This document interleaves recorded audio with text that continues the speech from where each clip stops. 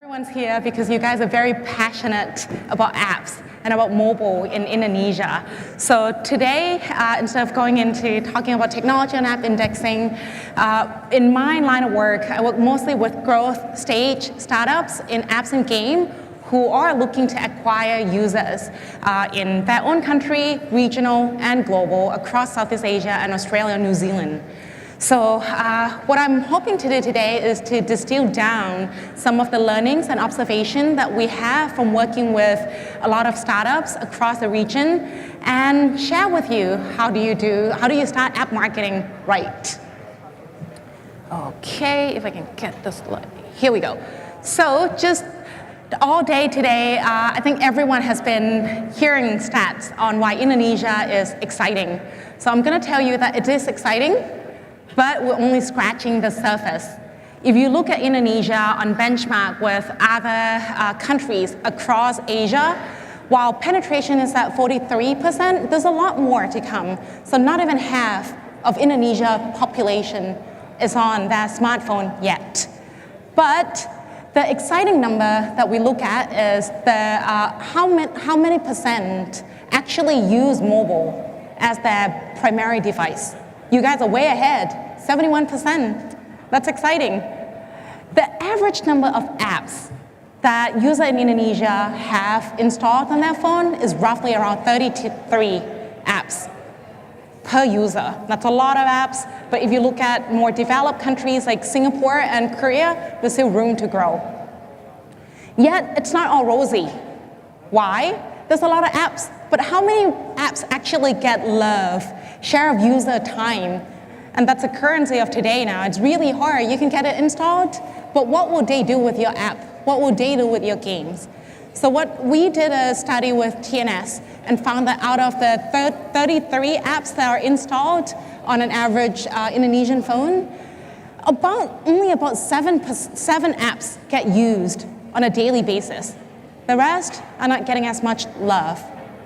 So that brings us to this constant balancing act and challenge on how do we do app marketing that are a smarter strategy to get to the users that will contribute to your business bottom line. So let's see if it goes, here you go. So I have 3 tips for you today, starting number 1 on aligning your marketing strategy with your business objectives. Sounds very, very common sense, but in practicality, a lot of companies are not at that stage yet. Why? Okay, here we go, please. Nope, not yet. Okay, so this is what user acquisition in the app world feels like to a lot of startups. It's like being in a maze. You've got CPI, you've got ARPU, RRPU, and a lot of acronyms that you don't know. Then you have your app marketing guy, you have your chief of revenue, you have the developer, and all of them are not really speaking. So then, how do you develop a more business strategy-centric kind of app marketing strategy? And the pitfall that we have seen from working with a lot of developers is this rush into acquiring users before they know what their business model is. And before you know it, you already spend your precious dollars, which we would recommend not to. So what you should do instead is before you start on your user acquisition journey and spend the hard-earned dollars that your startup or your company have generated, actually sit down and have a clear idea of what is it that your app will do? What is your monetization strategy? What is your business model? What do you want users to do after they install your app? Very simple, but not a lot of people stop and think. They rush into acquiring users, and then they don't ask what's next. What we have found from the research done by Forrester is for companies that have aligned their marketing strategy with their business goals are 3x more likely to achieve their business goals. So what I would encourage you guys to do this year is actually aligning your marketing strategy to your business model. Spend time thinking through What do I want my users to do after they install? Is it going to be viewing the ads? Is it going to be making purchases? Is it going to be booking a ride? Is it going to be like starting a chat or browsing items? So think about those and make sure that all of your internal team, from the product development team, your marketing team, the person who look after metrics that generate revenue, sit in the same room and have that conversation. So that would be tip number 1. Tip number 2, this year, I guess for the entire day today, we have heard time and again, common theme of spending money and realize later that you don't get a lot of value back. And I'll echo that again, that this year, it's like measuring CPI, measuring number of installs only, that's till 2015. We're in 2017 now, and the new capability that you would need to build in your organization, if you're an agency, if you're like a startup, or if marketing professionals, these are skills that you need to build. And we hear this from all across our customers that we work with, because the apps market is crowded. There are over 2 million apps in each app store. That's a lot of competition for time and for precious space and on a user phone.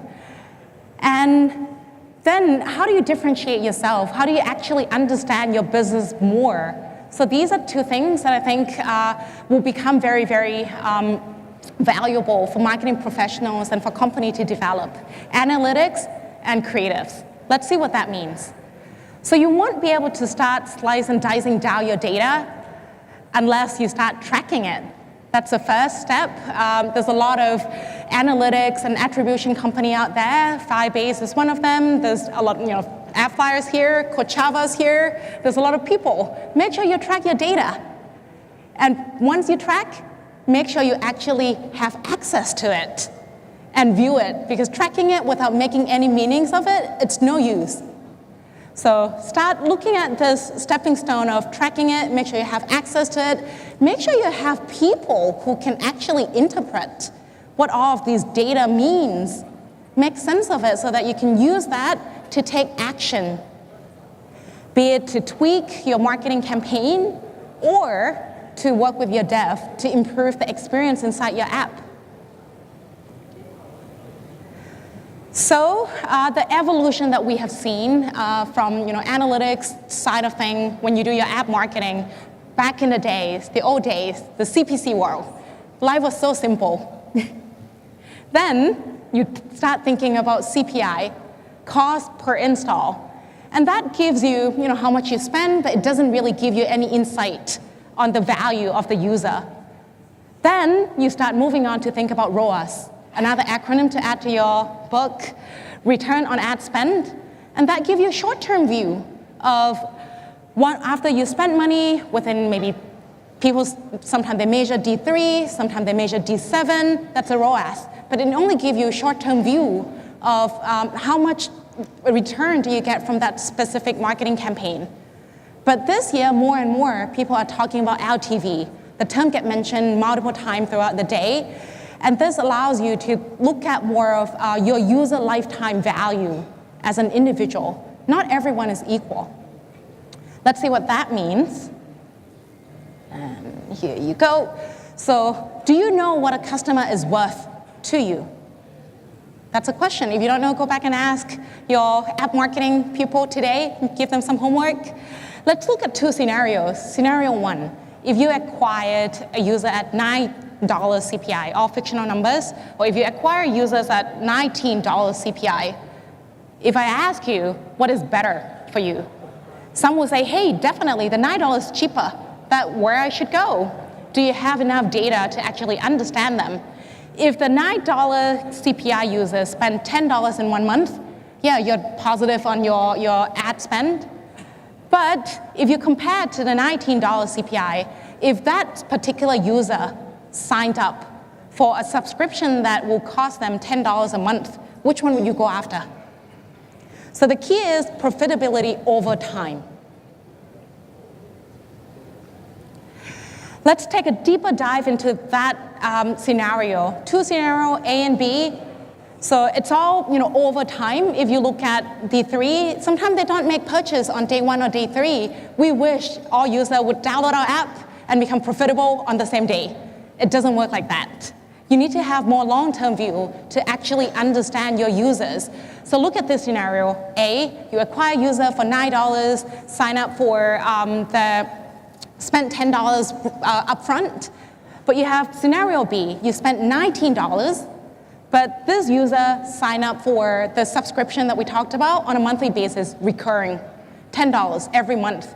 So if you look at 30 days, on 30 days ROI, scenario A, you're making a profit. Scenario B, you're making a loss. So immediately, if you only look at that short-term window, you'll kill users that you get from network B, right? That's what a sane person would do. But if you have a more long-term view of what their lifetime value is, and these users sign up for, the B users sign up for recurring subscription over time, then on month 3, you're actually making a 58% profit of your $19 user acquisition. So that's something to think about. Do you have that view of the user? Are you tracking it? Are you analyzing it? And here we go. The other capability that I think is very key to marketing professionals this time around is the ability of making very strong creatives. Video is one of them. It's becoming more and more important to stand out from the crowd. There's a lot of, people get hit by marketing message all the time. How different are you to other, the next startup? And what we have seen is users that get acquired through video ad typically have higher lifetime value. Why is that? Because it allows you to communicate to your users with light, sound, action, and speak to them more than text can do, or more than a static banner can do. This is an example from Game War and from Machine Zone, world-renowned game company. So what they found is using YouTube, they managed to acquire higher quality users with higher LTV. Just some stats about our business, but regardless of what platform, I think video is up and coming. So for YouTube specifically, we have over 1 billion unique users on the platform, and about 6 billion hours of video get watched monthly. Over 2 billion daily mobile views across the world. That's a lot of video watched. Some of you might be watching now in the audience, maybe. Number 3 is harnessing, the third tips of the day is to harness the power of machine learning so that you can scale your business faster with less effort. And here we go. How many of you have seen the news last year? Does anyone play Go? No? Some? Okay. So Google has a machine learning company called DeepMind. And last year, we pushed the limit and tried to see if machine learning can beat the most sophisticated board game, which is Go. There's so many moves that you can do, and it's all interrelated. And it's more than you would expect from a machine to be able to learn. But what we found is Google AI, DeepMind managed to beat the world Go champion 4-1. Meanwhile, in the, let's see, not moving. Okay, in the marketing world, while DeepMind managed to beat the world Go's champion, in the marketing world, 80% of a marketing manager time still spent on low-value work. Why do we do that? Adjusting bids, starting campaign, pausing campaign, and doing very, very manual little work that you can leverage.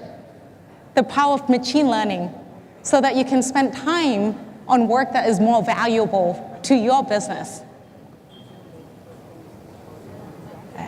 Let's see. I think there's a specific way to click. So our vision at Google is our goal is to come up with the most simple way for businesses to find high-value users for that app across the largest pool of inventory. So I hope most of you would have heard about our campaign type called Universal App Campaign, which allow you to acquire users across networks that Google have from, in different mindset, discovering on search, engaging in other apps, or surfing the web or watching YouTube. Why is it special? So it's so simple to set up. It works across all of the channels that I showed just now, and it works across iOS and Android with flexibility to adjust your creatives up to 10 images and 5 videos, and allows you to choose what type of user action that you want to optimize for. So what we care about is the actions and the intent that users do, be it first open, or if you choose to optimize for user who complete tutorial, user who complete level 5, you can do that by matching your data to the largest inventory that Google have and leveraging our machine learning. I'm gonna breeze through. So what we do is matching your KPI and your strategy to our network of largest pool. So before, you used to spend a lot of time acquiring a lot of inventory and spend hours and days adjusting and seeing what works, what doesn't work, so that you can go back and tweak your campaign. Our vision is moving away from the lag time to giving you that real-time ability to make your marketing campaign work according to your KPIs. And this is my last slide, is you have access to exclusive inventory at Google. So these are some of the new updates that we just rolled out. The slot on Google Play, and once you browse, or on Gmail, an app install format. Or if you can't create a video, now we do it automatically for you by pulling your assets, icons, and everything from Google Play. But if you have your own videos that you want to add in the campaign, you can do that as well. So that's it from me. Here's one last thing to leave you with. Lazada, I hope everyone know them. They love Universal App Campaign because that allows them to be get their marketing people to spend time on strategic work and less time on manual work that can be automated. So if I can leave you with 3 things, make sure you align your marketing strategies with your business goal, understand what your business is set out to do before you start your user acquisition, build capability in analytics and creatives, and last but not least, leverage the power of machine learning so that your staff can spend that time on more strategic work. Thank you. Thank you, Nopparat. That was very interesting insight indeed, but unfortunately we're very strict on time duration right now. I'd like to invite Venkatesh to present you with a little token of appreciation so you remember us. GMASA 2017, thanks you so much, Nopparat from Google. 3 practical tips. I've been taking notes. Yeah, this is very useful for my future startup business. I'm not going to go app development, but who knows? You never know. Yeah, and we're very thankful we have you here with us. Let's take a selfie with Venkatesh. That way? Okay. And the audience. All right, give us your best smile. 2, 1. Perfect.